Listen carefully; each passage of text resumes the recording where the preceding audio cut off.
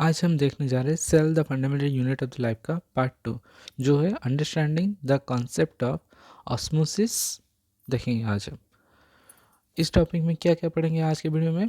Plasma membrane, जिसे हम cell membrane भी कहते हैं, ये क्या है। ऑक्सीजन एंड कार्बन डाइऑक्साइड का डिफ्यूजन। ऑस्मोसिस क्या है। हाइपोटोनिक, आइसोटोनिक और हाइपोटोनिक के अंदर क्या फ़र्क है और ये किस कंडीशन को हम कहते हैं। Importance of osmosis and diffusion देखेंगे। उसके बाद देखेंगे प्लाज्मा मेम्ब्रेन के फीचर्स और उसके बाद देखेंगे सेल वॉल। प्लाज्मा मेम्ब्रेन और cell membrane, the outermost covering of the cell that separate content from its external environment is called plasma membrane। ये एक सेल है, ये सेल का इनर कंटेंट है। ये जो मेम्ब्रेन है जो कि एक्सटर्नल एनवायरनमेंट से सेल के इनर कंटेंट को अलग करता है, उसे हम कहते हैं सेल मेम्ब्रेन और उसे हम कहते हैं प्लाज्मा मेम्ब्रेन। तो इसमें क्या आता है, दिस मेम्ब्रेन अलाउ और permit the entry and exit of some material in and out of the cell. तो ये सेल सिर्फ सर्टेन मटेरियल को ही इसके बाहर जाने देता है और इसके अंदर आने देता है, इसलिए इसे हम सिलेक्टिवली परमेबल मेम्ब्रेन कहते हैं। इसका मतलब क्या है, सिलेक्टिवली मतलब कुछ सिलेक्टेड चीज़ ही इसके अंदर आ सकती है और इससे बाहर जा सकती है। सब substance like carbon dioxide and oxygen can move across the cell membrane through the process called diffusion. Diffusion के बारे में हम आगे देखते हैं। अब देखते हैं डिफ्यूजन क्या है।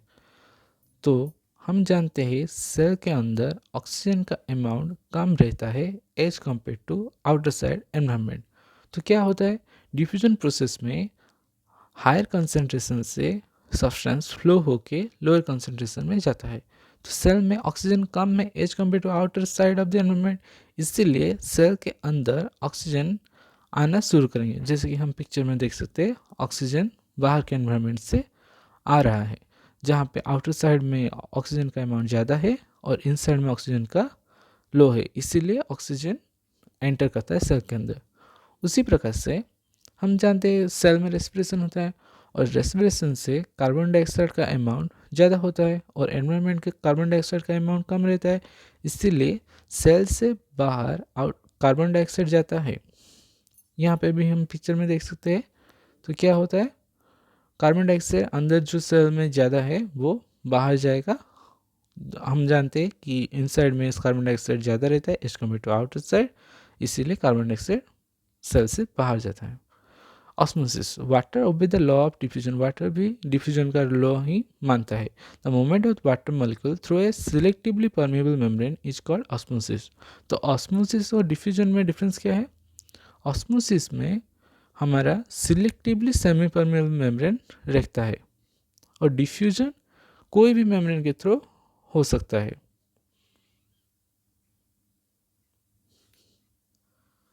The movement of the water across this plasma membrane is also affected by the amount of substances dissolved in the water. Thus, osmosis net diffusion of water across the selectively semi-permeable membrane towards the higher solute concentration। इसका मतलब समझते हैं। यहाँ पे एक water लेते हैं, यहाँ पे सी वाटर हम लेते हैं और यहाँ पे है हमारा सेल। तो सेल में सॉल्यूट कंसंट्रेशन कम रहेगा as compare to sea water में। सी वाटर में सॉल्ट का कंसंट्रेशन ज़्यादा रहेगा, इसीलिए हमेशा वाटर हायर सॉल्यूट कंसंट्रेशन की तरफ मूव करता है। हम यहाँ पे 3 केसेस देख सकते हैं। पहला केस है जिसमें medium if the medium surrounding the cell has a higher water concentration, अगर बाहर ज़्यादा वाटर होगा तो क्या होगा, if the medium has same equal amount of water concentration, बाहर भी और अंदर भी। If medium has lower concentration of water than cell, तो पहले केस को हम कहते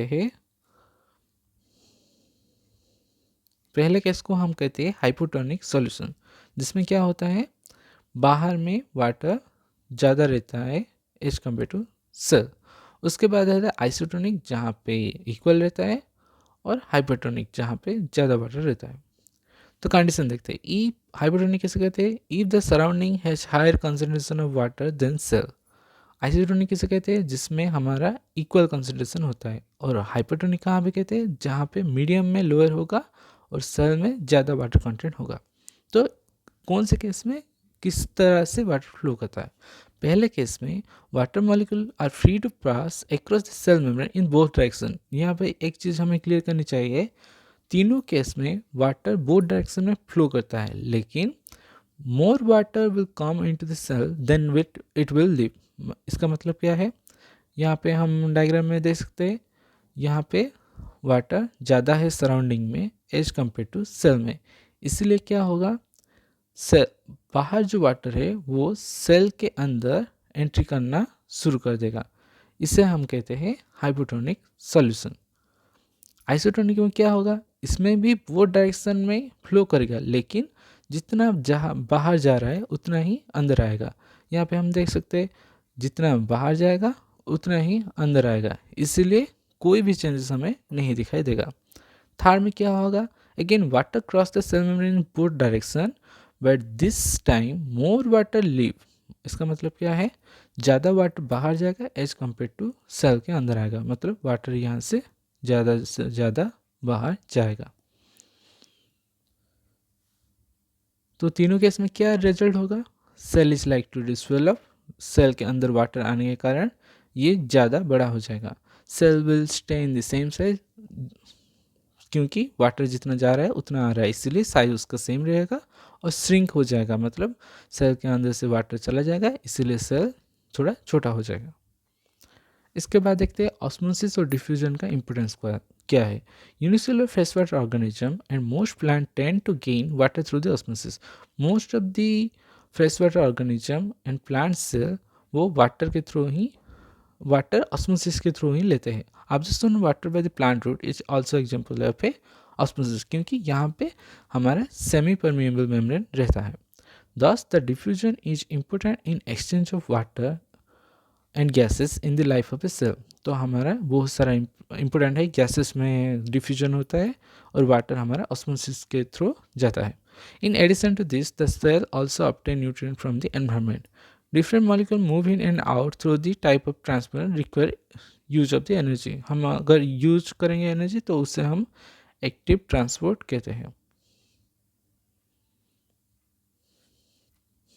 इसके बाद देखते हैं features of plasma membrane. Plasma membrane is a flexible and made up of organic molecule called lipid and protein। तो इसे हम एक टर्म देते हैं लिपोप्रोटीन। इसका मतलब क्या है, plasma membrane both lipid and protein से बना है, इसीलिए उससे हम लिपोप्रोटीन भी कहते हैं। और ये क्या होता है, फ्लेक्सिबल होता है। However, we can observe the structure of plasma membrane only through a electron microscope। इसका स्ट्रक्चर बहुत छोटा होता है, इसलिए हम हाई मैग्निफिकेशन से ही देख सकते हैं, जो कि इलेक्ट्रॉन माइक्रोस्कोप में होता है। The flexibility of the cell membrane also enable the cell to engulf in the food and other material from its external environment. हम जानते हैं जो अमीबा के केस में उसका शेप क्या रहता है, इरेगुलर रहता है, तो वो फूड कैप्चर कैसे करता है, उसके शेप को चेंज करके। सपोज यहाँ पे देखिए, यहाँ पे एक ऑब्जेक्ट है, ये एक हमारा अमीबा है, तो ये ऐसे कैसे कैप्चर करेगा, इसका वो शेप चेंज करके वो कैप्चर करके उसको एनगल्फ कर देता है। This process is called endocytosis. Amoeba acquires its food through this such process. Next हम देखते हैं सेल वॉल। सेल वॉल क्या है, plant cell in addition to है plasma membrane have another rigid outer covering called cell wall. तो इसमें एक speciality है प्लांट सेल में, क्या है, सेल वॉल इसका स्पेशलिटी है। The cell wall lies outside the plasma membrane. Cell wall कहाँ पे रहता है, सेल वॉल हमेशा ये एक रहता है हमारा जनरली प्लांट सेल हमारा ऐसा शेप रहता है, ये जो बाहर में एक जो कवरिंग होता है वो है सेल वॉल।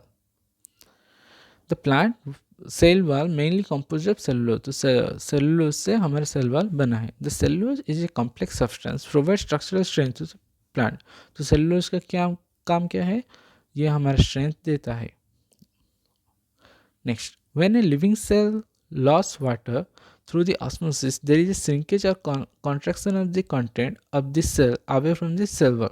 मतलब क्या होता है, सपोज लीजिए यहाँ पे एक सेल वॉल है, इसके अंदर एक प्लांट सेल है।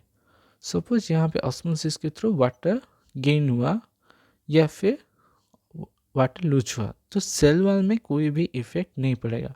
जो भी होगा ये सिर्फ प्लाज्मा मेम्ब्रेन का होगा। अगर सिंकेज होगा तो प्लाज्मा मेम्ब्रेन ही सिंकेज होगा, अगर स्वेलअप होगा तो प्लाज्मा मेम्ब्रेन ही स्वेलअप होगा। This phenomenon is known as plasmolysis. ये एक इम्पोर्टेंट है। इसका मतलब क्या है? सेल जो भी होगा सेल वॉल से आगे होगा, ना कि सेल वॉल में होगा।